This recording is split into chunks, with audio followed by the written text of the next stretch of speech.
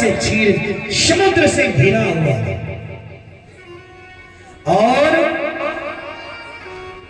10 सहस्त्र योजन ऊंचे और 10 सहस्त्र योजन चौड़ाई में उस पर्वत का आयात था, एरिया था। इतना बड़ा पर्वत था। और महाराज पर्वत के चारों तरफ तलहटी थी। उस तलहटी में एक ग्राह रहता था और उस पर्वत के जंगल में, उसमें अरण्य में था, जंगल में था, उसी पर्वत में उसमें एक गजेंद्र नाम का हाथी रहता था जो अपने परिवार के साथ वही निवास करता था। एक दिन संयोग से गजेंद्र को प्यास लगी और जब गजेंद्र को प्यास लगी महाराज तो वह गजेंद्र जल पीने की इच्छा से महाराज उसी चित्रकूट की तलहटी में पहुंच गया। जल पीने लगा परिवार के साथ और जल पीते पीते हाथी ना जल क्रीड़ा करने लगे आपस में। अपने अपने सूढ़ों में जल लेकर के एक दूसरे के ऊपर फेंकने लगे, जल क्रीड़ा करने लगे। और संयोग से उस तलहटी में जो ग्राह रहता था हमारा, इसलिए गजेंद्र के पैरों को पकड़ लिया। और जब गजेंद्र के पैरों को पकड़ा माई बाप तो लगा जल में खींचने। अब ग्राह मगरमच्छ का बल जल में, वह जलचर है, जलचर का बल जल में बहुत तेज होता है और हाथी तो थल का जीव है ना, इसका बल थल में लगेगा, जल में नहीं लगेगा। अब महाराज ये लगा खींचने और ये हाथी गजेंद्र अपने तरफ, इसके परिवार के लोग भी खींचने लगे। खींचते खींचते परिवार वाले है कितना भी कर लीजिए, लेकिन जब महाराज जो कष्ट झेलना है वो अपने शरीर को ही झेलना है। ये परिवार वाले ना खाएंगे लेकिन आपके दुख को नहीं झेलेंगे। महाराज जब आफत पड़ा, अब खींचते खींचते उस ग्राह ने अंदर ले गए। धीरे धीरे इसका पूरा शरीर बुड़ गया और जब बुड़ गया 4 पहर बीत गया, परिवार वाले छोड़कर चले गए।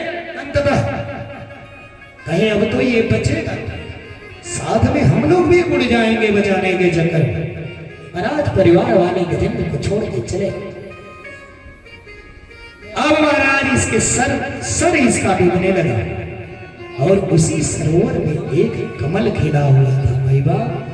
उस कमल को अपने सूंड से लेकर के महाराज इसने ऊपर उठाया और परमात्मा की गुहार लगाई, परमात्मा की गुहार लगाई। महाराज बोलिए कृष्ण भगवान की।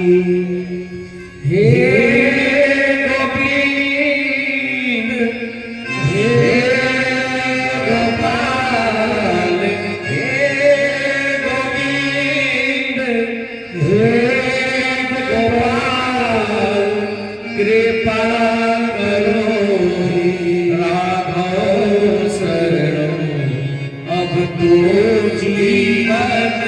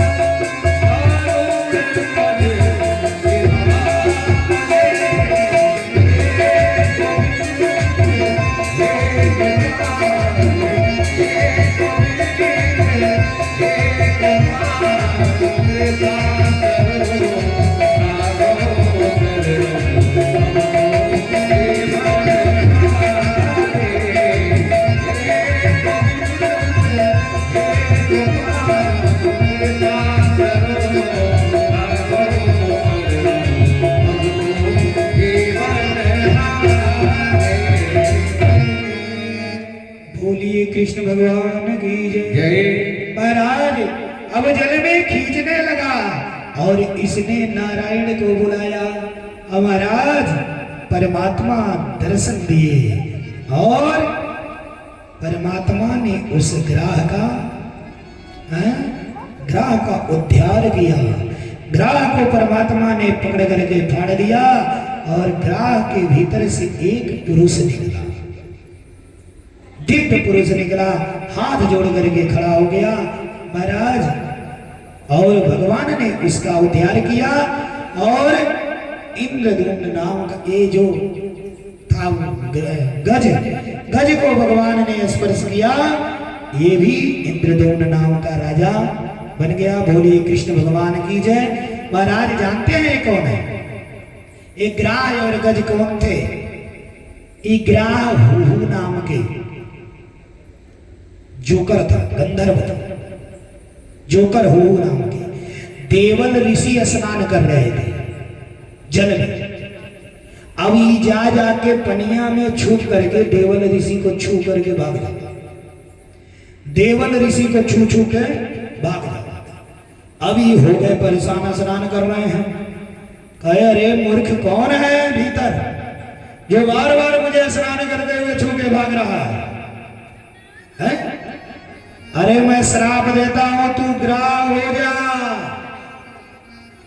महाराज देवल ऋषि के श्राप से ही ग्राह हो गया मगरमच्छ, और भगवान ने इसका उद्धार कर दिया।